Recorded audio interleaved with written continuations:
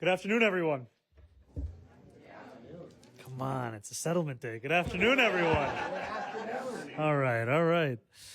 Thank you all for being here. It is a pleasure to stand here alongside incredible members of our administration, our city council member, Shekhar Krishnan, and tenants and those who have been fighting for them. In our great city, certain words carry specific associations. When New Yorkers hear Broadway, they think of talent, creativity. When they hear dollar slice, they may think of two bros and the beautiful past that the cost of living crisis has stolen from us. And for too many New Yorkers, when they hear the words A&E real estate, they think of mistreatment and neglect, violations and appalling living conditions. Thousands of our neighbors live in rent-stabilized units managed by A&E, and thousands of our neighbors contend with daily misery as a result. For years, A&E has operated with callous disregard for those residing in its properties, racking up over 140,000 total violations, including 35,000 in the last year alone. This is not just a failure to serve those to whom it holds an obligation. It is overt cruelty to tens of thousands of New Yorkers. City Hall will not sit idly by and accept this illegality, nor will we allow bad actors to continue to harass tenants with impunity. Today, I am proud to stand here alongside our Housing Preservation and Development Commissioner, Dina Levy, Deputy Mayor for Housing and Planning, Layla Bozarg, and Director of the Mayor's Office to Protect Tenants, Sia Weaver, to announce that New York City has come to a settlement with A&E Realty regarding 14 buildings across 3 boroughs. This settlement will require A&E to not only pay $2.1 million in restitution, it will impose injunctions preventing them from harassing their tenants and compelling them to correct more than 4,000 building code violations across these 14 buildings. Thank you for all of your work in bringing today and making it possible. Thank you for all of you who have been doing this work for far too long without seeing these kinds of results. Because while this settlement covers 14 buildings, I also want to make very clear we are aware of issues across the entirety of A&E Realty's portfolio, and we will continue to monitor their conduct. 4,000 building code violations is hard to put into perspective. It is a big number and, frankly, a bureaucratic term.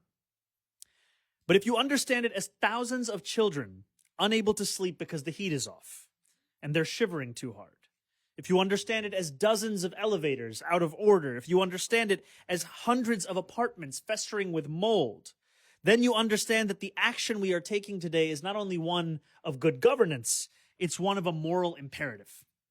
This is the kind of progress that for too long has not been prioritized by our city government. And I want to make clear that this is what I want New Yorkers to expect from our administration every single day. On my first day in office, I announced that we were revitalizing the mayor's office to protect tenants. I said then what we are following through on today. If your landlord does not responsibly steward your home, city government will step in. City government has real power to protect the millions of tenants across this city. And let today be evidence that we are not afraid to use it. But we do not wish to lead this work on our own or to go after bad landlords without the people of New York City informing the decisions we make or the abuses that we prioritize.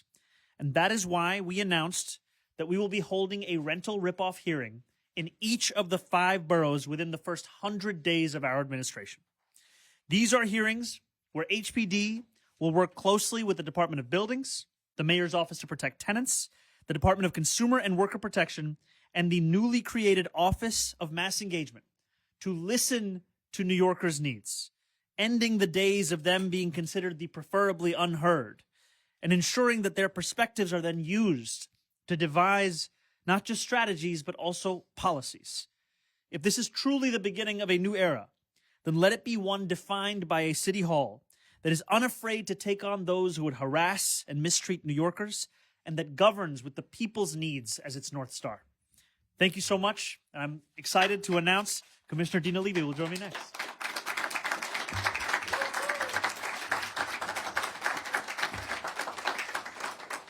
Afternoon. So today we are announcing that the suffering endured by the 750 tenants across 14 buildings owned by A&E Real Estate will finally come to an end. Their demands for basic services and rights for which they pay rent every month will no longer be denied. HPD's litigation against A&E has produced a settlement that will lead to the correction of more than 4,000 housing code violations across this portfolio. It will enforce long overdue court-ordered repairs and impose $2.1 million in civil penalties, and will include binding injunctions that will prohibit further tenant harassment and require sustained compliance moving forward from this landlord. In other words, we are holding A&E accountable. This outcome is the result of deliberate and sustained enforcement by HPD's anti-harassment unit, a team that exists for one reason: to protect tenants when landlords repeatedly refuse to comply with the law. I would like to acknowledge Paul Gdansky, Brian Daly, and Tawana Hamilton, who are members of our anti-harassment unit and whose work led to this settlement.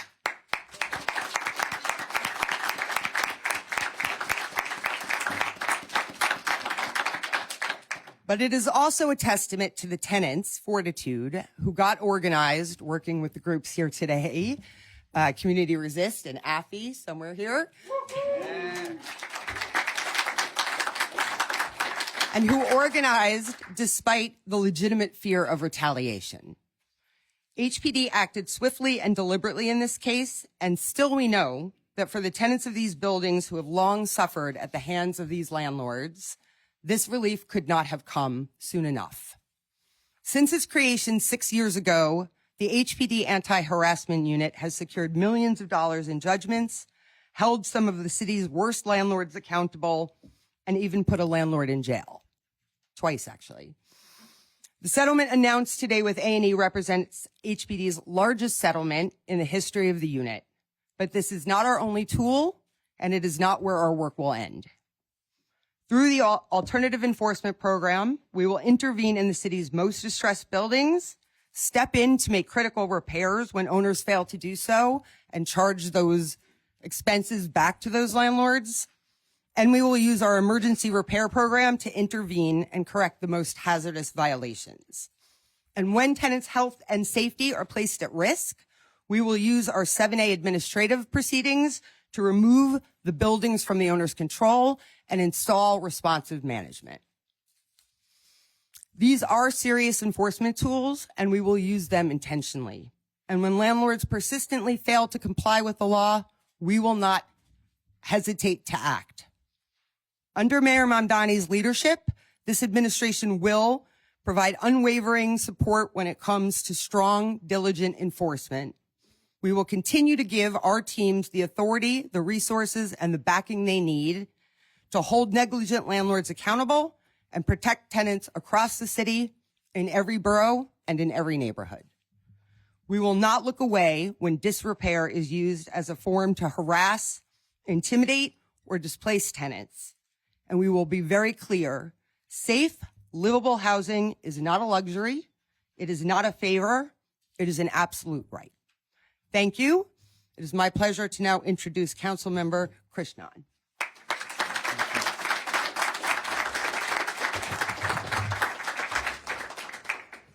Good afternoon, everyone. I'm New York City Councilmember Shekhar Krishnan, representing this district here in Jackson Heights, and it is an honor to be here today with Mayor Mamdani, Commissioner Levy, City Hall, and so many advocates and tenants like Diana, who will speak in a bit too, who have been fighting this fight for so long against such a reprehensible landlord.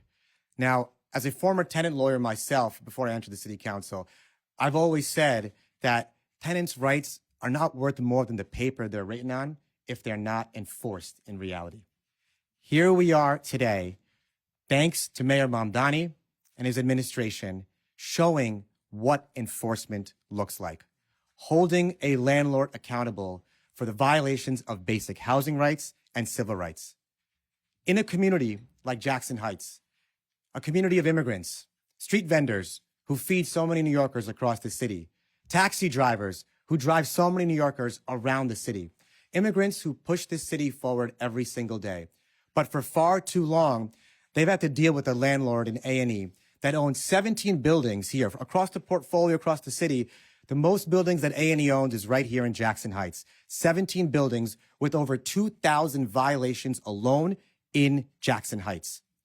We have rallied together with the tenants, with organizations for months and years over basic conditions, a lack of heat and hot water, termites eating through the walls, bathroom floors collapsing, no heat or hot water.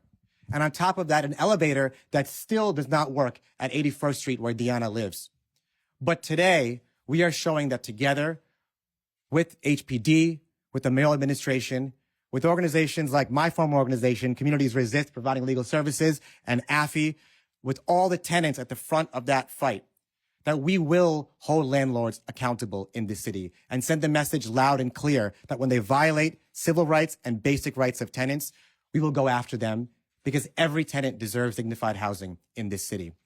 Brevemente en español, mi nombre es Shekhar Krishnan, soy el concejal de este distrito y desde hace años los inquilinos de A&E junto con nuestra oficina y la administración hemos estado luchando por derechos básicos como agua caliente, calefacción, la falta de calefacción y también baños rotos y un ascensor todavía que es roto.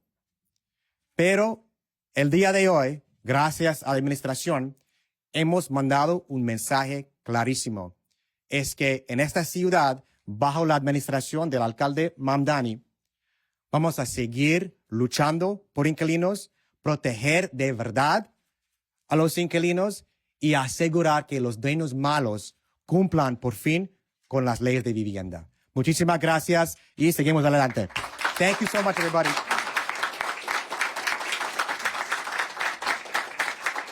And now it is my honor to call up a fighter, a luchadora, who has lived in an A&E building for many years and can tell you the conditions that she has had to and still has to live through. We're calling up Diana de la Pava.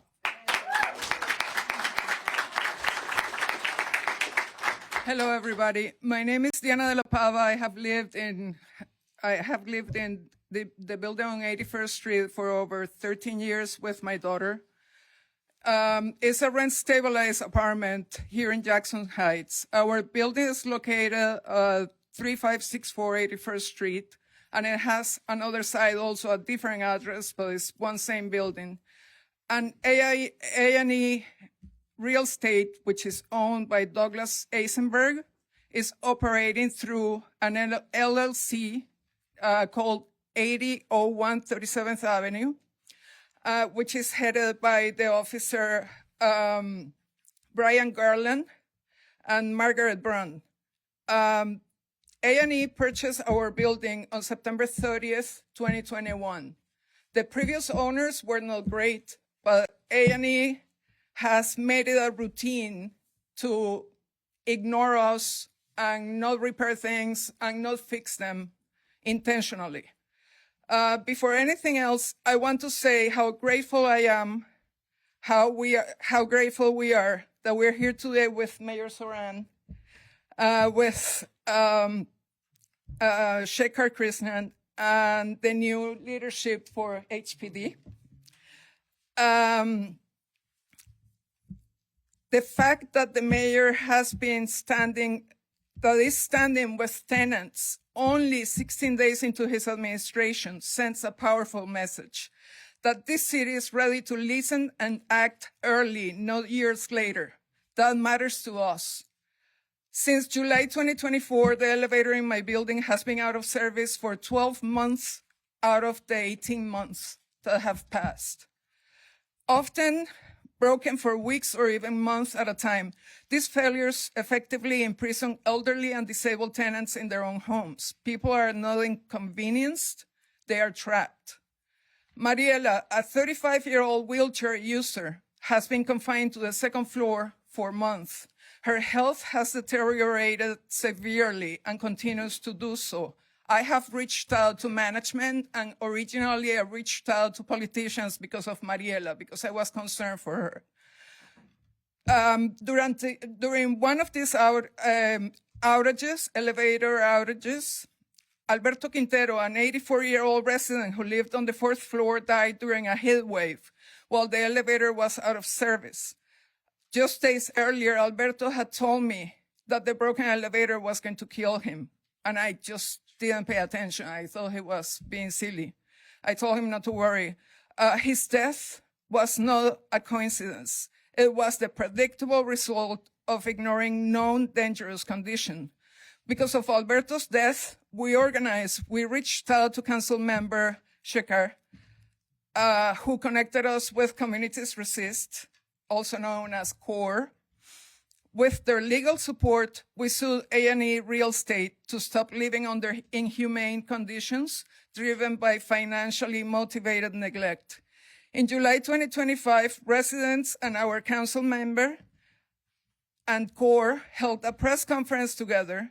The very next day, the elevators were suddenly repaired, including the one on 81st and 80th Street, 2 elevators, and the 2 elevators at this building were also broken. Magically, they were able to fix it the following day.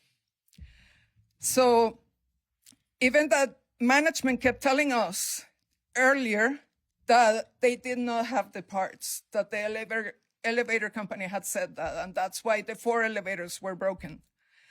So this is not about broken machinery. It's about neglect, indifference, and lives treated as disposable until public pressure makes inaction inconvenient.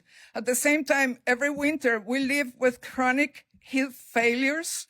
A&E Real Estate routinely shuts off our heat overnight, forcing tenants to sleep in freezing apartments. These shutdowns happen during night hours when HPD inspections are not typically conducted, allowing violations to go undocumented. Leaks go unfixed for months, soaking ceilings and walls until mold spreads through entire apartments. After cleaning services were called in the building, when A&E purchased the building, infestation followed. We are full of roaches, mice, and bedbugs, turning what should be safe homes into health hazards.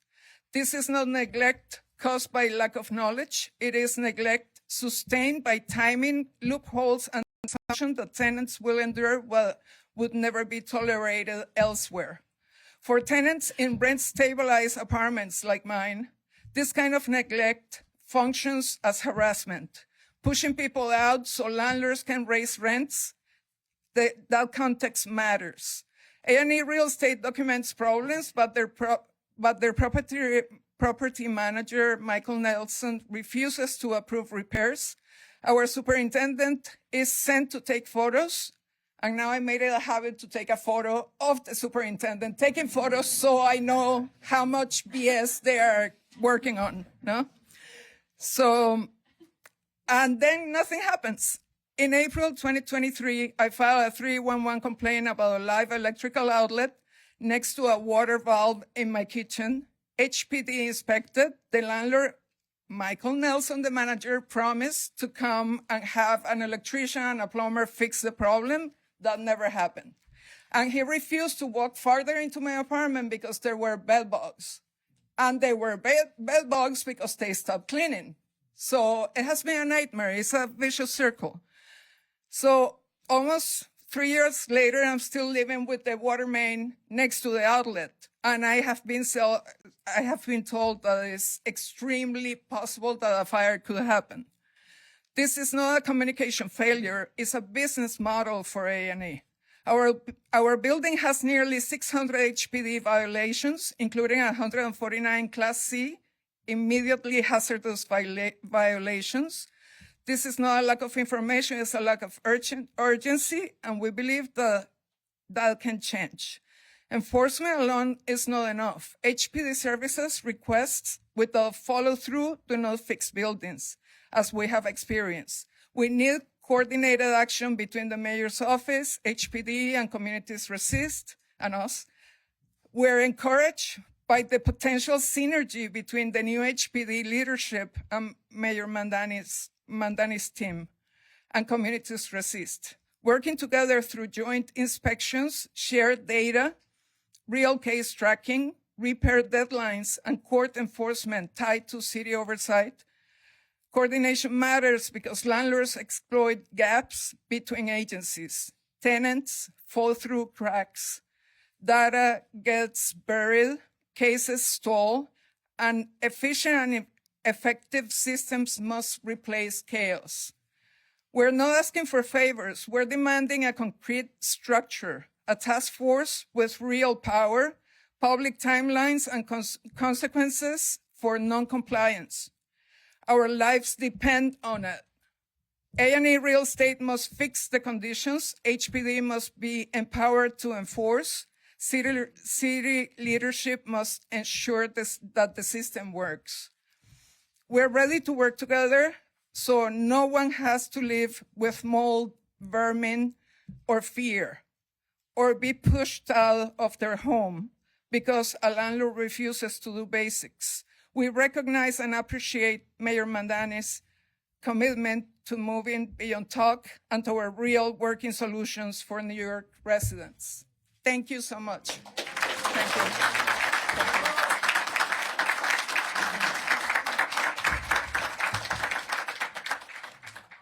We're running a little short on time, but we have time for a few questions. Yeah, Henry, go ahead. Hi, Mayor. How you doing today? I'm just curious how aggressive you're telling your various deputies you have gathered here to get, floated the threat of taking buildings. We know that there was a warrant issued, I believe it was in 2024, for the arrest of a landlord. How aggressive are you guys going to get in this new administration?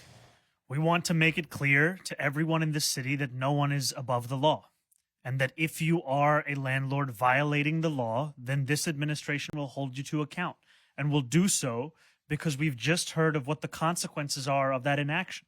We are quite literally talking about the conditions that determine the day-to-day health or lack thereof of New Yorkers. And too often, these experiences are distilled into statistics that we become numb to.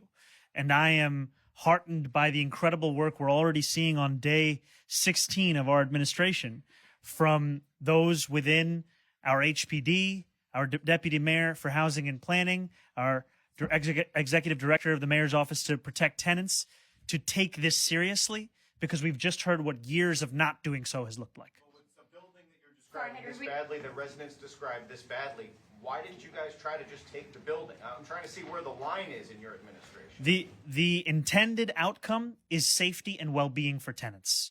That's what we are driven towards. And so we today are announcing a multi-million-dollar settlement with this landlord to actually rectify these violations. That is what we want to see. If a landlord cannot get to that settlement, continues to operate outside of the law, then we will hold them to account in additional ways. How long will that take? Sorry, right here. We're going to go Max. Yeah, I'm sorry. How are you, Mr. Mamdani? How's it going, Max? Good to see you. So I just got a question about this comptroller report from this morning. We were talking about there's that big $12 billion budget gap, and you said something that you repeated from the state, something around the time you said with the state address, you said, we believe raising taxes on the wealthiest New Yorkers and corporations will be necessary. Say, partners in Albany don't want to play ball with you like that. Do you have a plan B? Kind of like if you could talk about the specifics of what that plan B would look like. I will continue to make it clear to our partners in Albany the importance of something that they already know and champion on a day-to-day basis, which is the well-being of this city and its fiscal health. And we cannot have it such that a New Yorker would go to sleep on a Friday and wonder if on a Saturday their basic services will be in doubt. And we have long said that what we are inheriting is not just a administration in the prior one that exhibited incredible fiscal mismanagement, but also a decades-long effort from former Governor Cuomo to pilfer from city coffers at each and every turn. And what that has left this city with is, as described by the controller, not only a fiscal hole, but frankly, a relationship between city and state where the city contributes 54.5% of the state's tax revenues, but only receives 40.5% in return. And this is the beginning of the budget processes. We will continue to make the case. What we will always make clear is that it's the health and well-being of New Yorkers that we're advocating for. Is there Yeah, anything Matt. that you can do if you don't plug that hole? I'm sorry, Max, we've got to move on to answer the question. Matt, go ahead, last one. I have a question and a follow-up. Sounds First, good. just a simple factual question on what's currently happening in New York City.